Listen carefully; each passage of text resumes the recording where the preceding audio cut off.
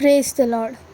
ఈరోజు దేవుడు మీతో మాట్లాడబోయే మాట నిర్గమకాండం 3వ అధ్యాయం 7వ వచనంలో చూస్తే, దేవుడు ఇశ్రాయేలీయులు ఐగుప్తులో పడుతున్న బాధను చూసి వారిని ఐగుప్తు బాధ నుండి విడిపించి కానాను దేశంలోకి నడిపించాలని అనుకున్నాడు.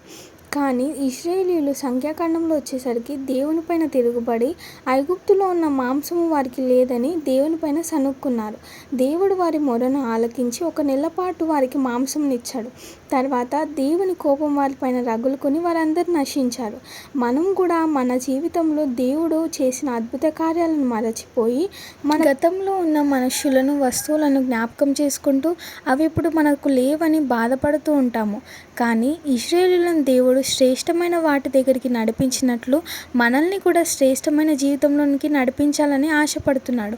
దీనికి మనము నమ్మకంగా ఉండాలి. మనము ఇశ్రాయేలీయుల వలె దేవునిపైన సనగకుండా దేవునికి విధేయులమై ఉండాలి.